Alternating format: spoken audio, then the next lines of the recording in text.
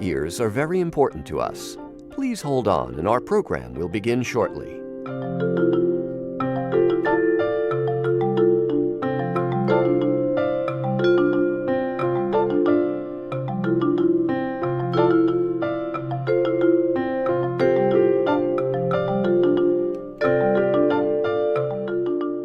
The Soundcheck podcast is coming up. Please continue to hold.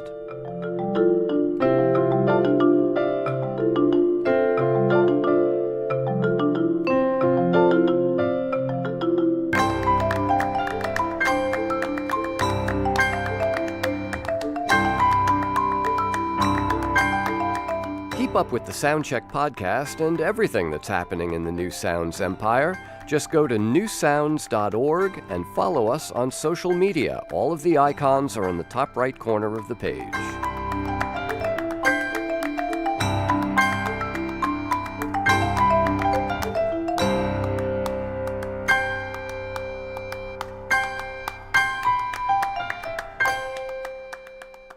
All of our other musicians are currently playing for other customers. Please stay with us, and someone will play for you in just a moment.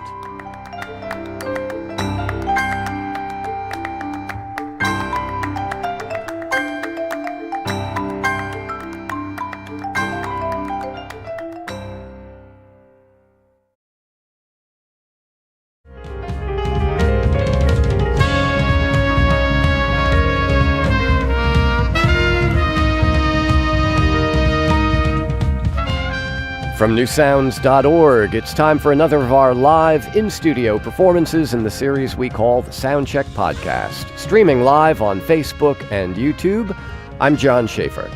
There's something happening on the London jazz scene. There's a young generation of musicians who are bringing the sounds of West African and Caribbean music, hip-hop, and many other styles to bear. Among the leading ensembles on the scene is Ezra Collective, a quintet that seems to live pretty comfortably in that place where the so-called spiritual jazz of Pharoah Sanders or Sun Ra meets the Afrobeat music of the late Fela Kuti. Ezra Collective is here in our studio today, and they're going to start us off with a performance of a piece called Philosopher.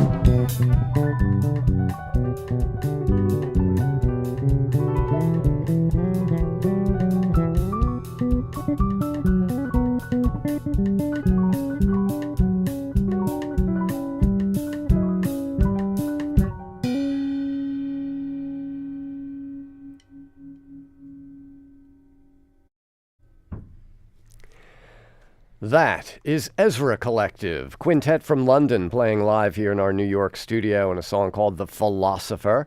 Let me introduce you to the members of the band. Let's start with the horns. Dylan Jones on trumpet, James Mollison playing the saxophone, TJ Colioso playing the bass, the 5-string left-handed bass, and Joe Armon-Jones at our piano, and leading the band from behind our drum kit is Femi Colioso. Femi, welcome to you and the rest of the gang. Thank you so much. It's a real privilege to be in New York. It's a real honor to be here for the first time as a band. So it's really special for us. Yeah. Now, you guys have put out a series of singles and EPs, and is Juan Pablo the Philosopher an LP? Do you see that as, or is it another EP? Yeah, we very much see that as an EP. Okay. It's 4 songs and 2 skits. Right. I feel album territory, you need to be approaching double figures. Well, you know, Coltrane made a whole album I was just about to say, or a long song. Right. So, is the Philosopher, is Juan Pablo the Philosopher?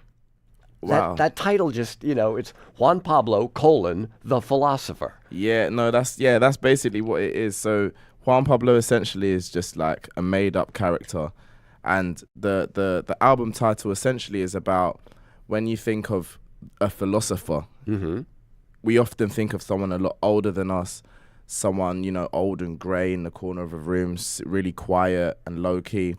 But Juan Pablo the Philosopher is kind of like changing our minds on what we see as a philosopher, and kind of the person on the front cover is essentially Juan Pablo in that scenario, where we're seeing philosophers as younger people and not necessarily the older generation. But for example, in London, quite often it's 15-year-old and 14-year-olds that seem to have the brightest ideas, and not necessarily in the package that we often assume it will be in. A bit like how we see our music, where when you think jazz quintet, people often think maybe, a bunch of old guys wearing suits in a jazz club, but it's still jazz music, just not quite in the package you might assume it to be in. So that's kind of the idea from the title. I mean, it had struck me that Juan Pablo is equivalent to Jean-Paul. Yes, yes. That's the kind of thing.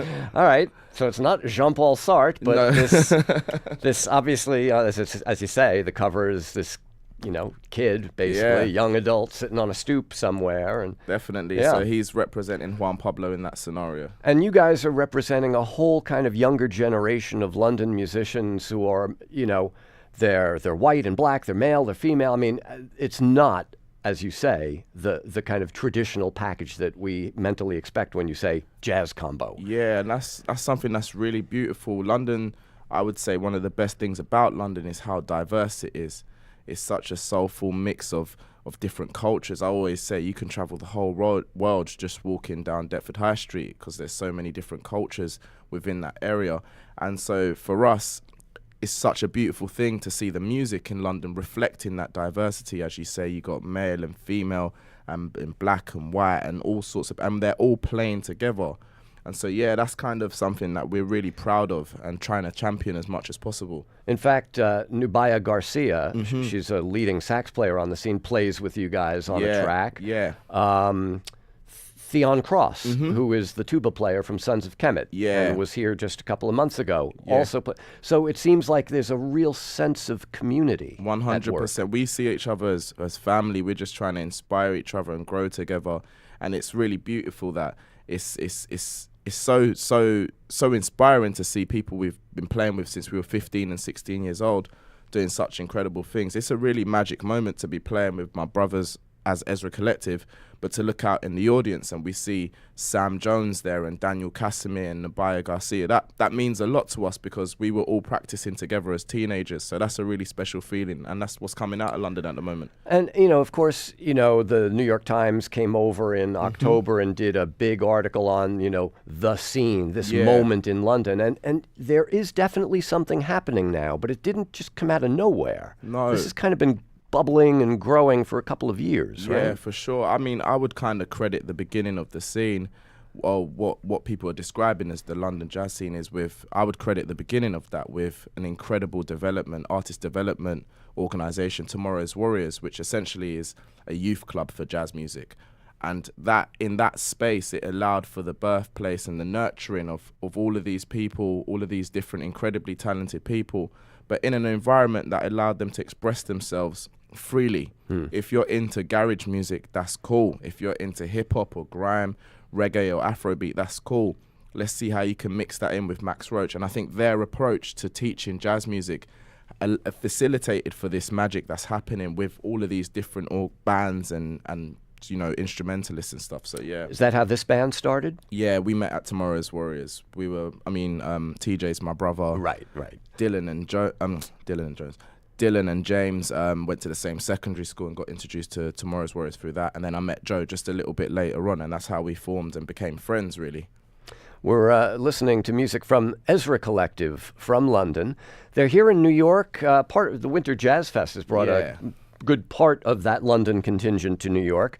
And you guys will be at Bowery Ballroom tomorrow on a bill with a whole bunch of other people, Ife and others.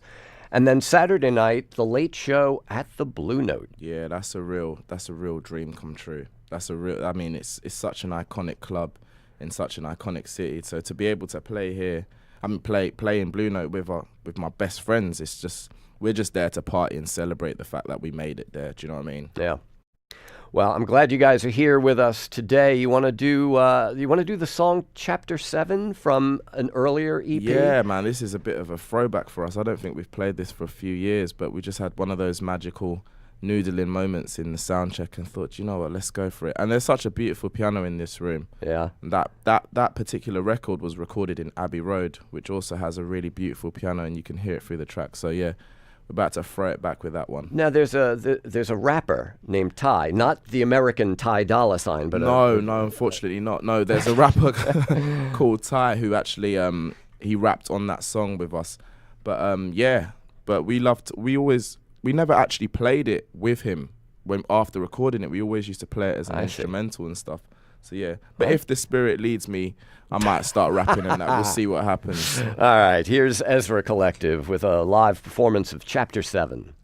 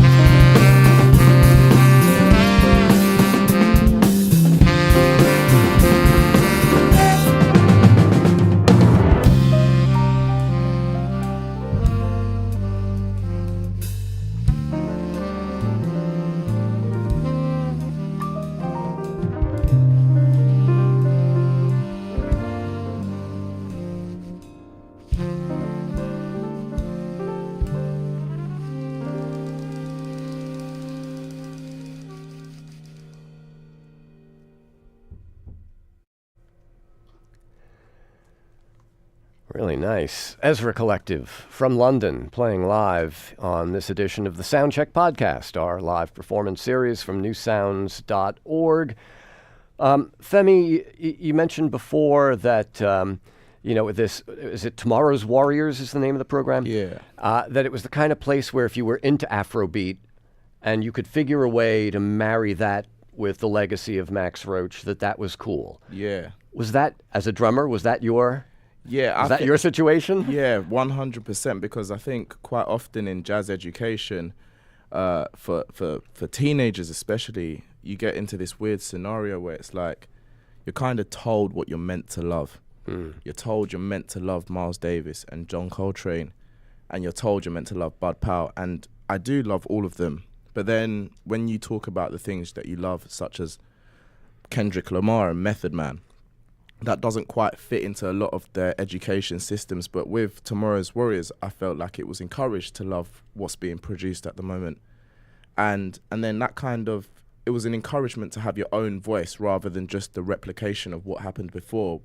Whereas when I was in like music college, I was very much graded on my ability to sound like someone else. Whereas in Tomorrow's Warriors, I was championed to sound like Femi Kolioso, because I will never be as good as Max Roach. I've practiced hard, like tried my best, but So yeah, I think that way of educating people in jazz music is a really forward and positive way of going about it. Just for your own information, Max Roach played that drum kit. That changes. I'm so glad. Twice, I believe. I'm so glad you told me that now, because if you told me that earlier on before, then I would have freaked out a little bit. He's like my hero. Now, on the Afrobeat side, you think of Fela Kuti, and then you think of the man who was driving the machine, the great drummer Tony Allen. Was he a kind of an influence on you as well? Yeah, you could say that. He's my hero, man. He's like that beat is unrivaled. He's a really special talent and such. And I actually had the privilege of having drum lessons with Tony Allen, and they were just I'd catch we got this thing in London called the Mega Bus, and if you booked in advance, you could get a bus from London to Paris for about £10. So I'd be like organising my drum lessons 6 months in advance so I could afford it, and I'd get the 10 p.m. bus from London. It would get me into Paris at about 6 a.m. and I'd walk around Paris doing nothing till about 2 p.m. when my lesson happened, and then at 6 p.m. I'd get the bus back to London. £20 round trip, and best £20 you could ever spend in your life. Yeah, he's a real hero and such a big influence on all of our music, and I'm just so in awe of his ability, and just he's just, as Afrobeat for me, he created that sound. Yeah. So yeah. Well, I mean, Fela's the one who got the Broadway musical named after him. Yeah. But really, Tony Allen was down in the engine room. Exactly. Yeah, that's the sound. Yeah. So why Ezra Collective? Where's that name come from? So Ezra is a prophet in the Bible, and the story of Ezra is essentially that Ezra studied the prophets that came before him. He used all of that information and he used that to go forward, which is the same way we make our music. So we be studying all of our heroes that have come before us, whether it's Fela, Tony Allen, whether it's Sun Ra, Duke Ellington or Ella Fitzgerald. And we kind of mix that up with maybe Dizzy Rascal, Kendrick Lamar and Skepta. And then that's kind of how we get our sound. And then Collective, because it's not just one person as it is in Ezra, but there's 5 of us now. Right. And the band is here in New York, playing as part of the Winter Jazz Fest tomorrow night, Bowery Ballroom, a big lineup, so it'll be a short set for you guys tomorrow It's night. 45 minutes. Oh, that's 45, yeah, that's enough planning permission to squeeze some magic in. Yeah. And then the late show Saturday night at the Blue Note Venerable Club here in New York. Today, Ezra Collective with us, performing here in our new sound studio. And this next song is called Mace, Windu, Rhythm. Yeah. At some point, the word rhythm stopped being just the Jamaican pronunciation of rhythm and began to signify a style as well. Yeah, I feel like for me, the word rhythm, I kind of, Jamaican culture has so influenced London culture. If you're in London, you just get splashed with a little bit, whether you like it or not, do you know what I mean? So well, that goes all the way back to the mid-'70s. Exactly. So, and such an incredible culture and country. And for me, rhythm I feel like it's just a beat that makes you want to move and dance. I don't even feel like it's genre specific anymore. Yeah. Do you know what I mean? So yeah, definitely. And so are you guys like wait a minute, I almost said Star Trek, Star Wars. Yeah, Mace Windu. It does go deep. Yeah, there's a couple purple lightsabers in a couple instrument cases. Do you know what I mean? All right, let's hear Ezra Collective geek out with a song called Mace Windu Rhythm.